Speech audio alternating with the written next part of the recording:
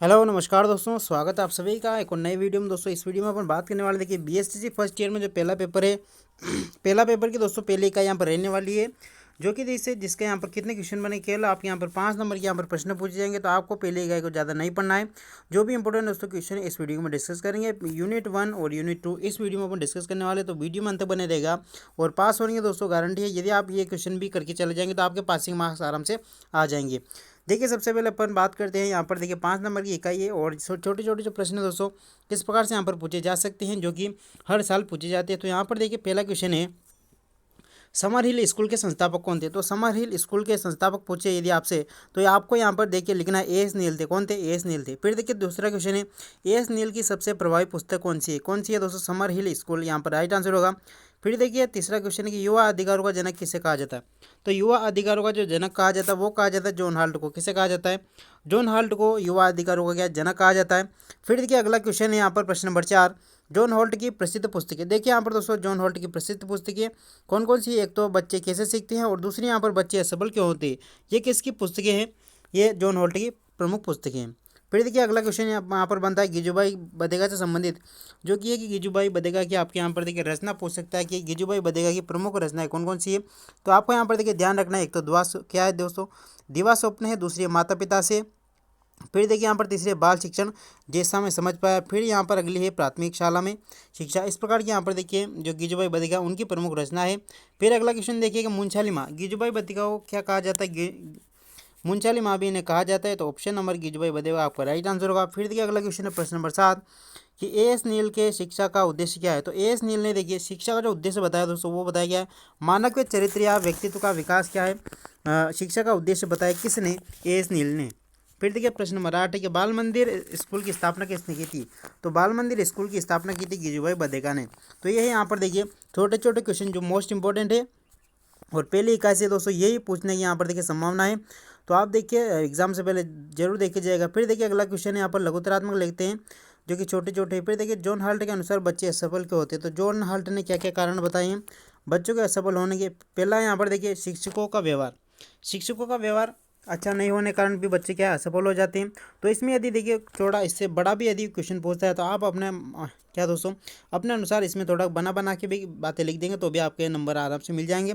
फिर देखिए आर्थिक स्थिति, तो कोई असफल क्यों होते हैं? कुछ बच्चों की देखिए आर्थिक स्थिति अच्छी नहीं होती जिसके कारण उनका पढ़ाई में मन नहीं लगता और उनकी क्या है मानसिक स्थिति भी ठीक नहीं रहती जिसके कारण वो असफल हो जाते। इस प्रकार आप यहाँ पर जो मेन पॉइंट है वो मैं आपको बता दे रहा हूँ। फिर आप आगे यदि बड़ा क्वेश्चन आए तो आप लिख देना।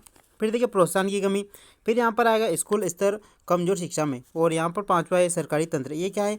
जॉन हाल्ट के अनुसार बच्चे असफल कैसे होते हैं उनके प्रमुख कारण हैं।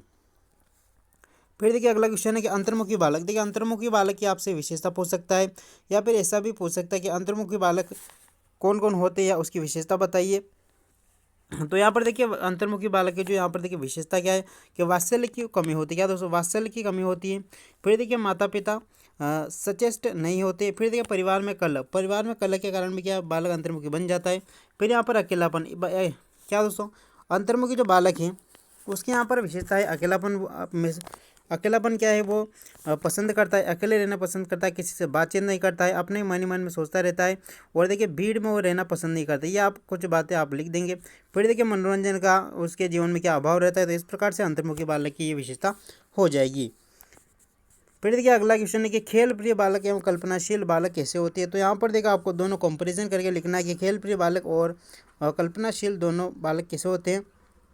तो खेल प्रिय बालक की दोस्तों बात करते देखिए खेलों में अधिक रुचि लेते हैं और सामाजिक मिलनसार होते हैं, शारीरिक सुदृढ़ता इनकी होती है। कल्पनाशील बालक की बात करें तो कल्पना जो है कल्पना संसार में विचरण करते हैं, कविता कहानियाँ पसंद ये करते हैं और साहित्य प्रेमी ये होते हैं। कौन से? कल्पनाशील बालक। तो आपको यहाँ पर देखिए इस प्रकार से लिख देना है। फिर देखिए अगला क्वेश्चन है कि विशिष्ट बालक कौन कौन होते हैं। तो विशिष्ट बालक कौन कौन होते हैं? जो प्रतिभाशाली बालक होते हैं ये भी विशिष्ट की श्रेणी में आते हैं। सृजनात्मक बालक ये भी विशिष्ट की श्रेणी में आते हैं।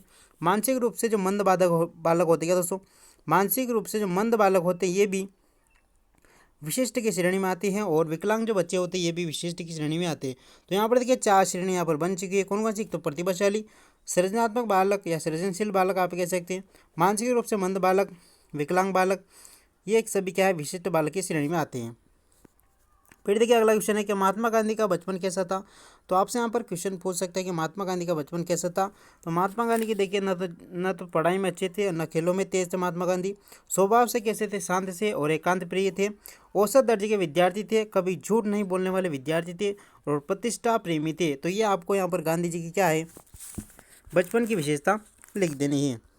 फिर देखिए अगला क्वेश्चन है, मंदबुद्धि बालकों से क्या क्या कार्य करवाए जा सकते हैं या फिर कौन कौन से कार्य उनके द्वारा करवाए जा सकते हैं।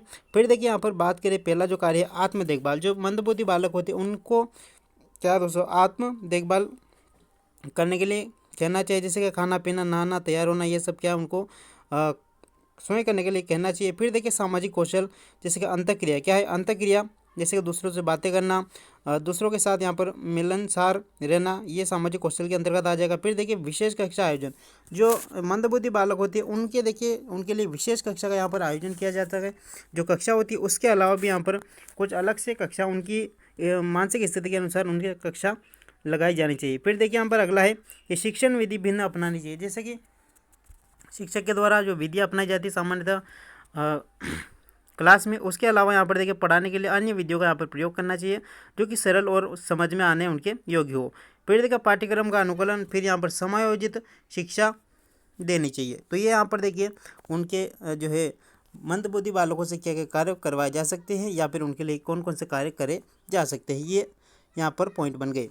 फिर देखिए अगला क्वेश्चन है, अच्छे शिक्षक के गुण आपसे पूछ सकता है कि अच्छे शिक्षक के गुण बताइए।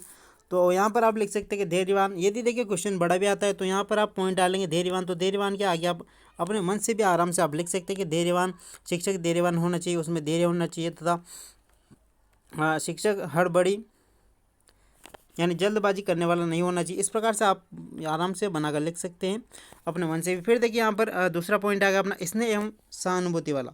फिर यहाँ पर आएगा समान व्यवहार वाला, आत्मविश्वासी होना चाहिए, रचनात्मक, प्रयोगात्मक, प्रेरणादायक। ये सब क्या है, एक अच्छे शिक्षक के गुण या फिर अच्छे शिक्षक की विशेषता होती हैं।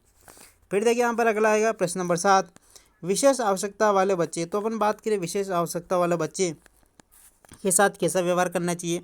तो देखिए शिक्षक का व्यवहार उनके प्रति कैसा हो, सहानुभूतिपूर्ण हो, उपासना का भाव एवं प्रेम उनके प्रति होना चाहिए।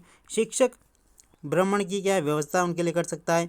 समाज सेवा क्या है, समाज सेवा भाव रखिए। फिर देखिए शिक्षक एवं विद्यार्थी के बीच विश्वास होना चाहिए, सामान्य बालकों के समान उनको शिक्षा देनी चाहिए। तो यह है विशेष आवश्यकता वाले जो बच्चे होते हैं CWSN जिन्हें कहते हैं अपन, उनके लिए ये कार्य अपन को ये कार्य क्या है कर सकते हैं।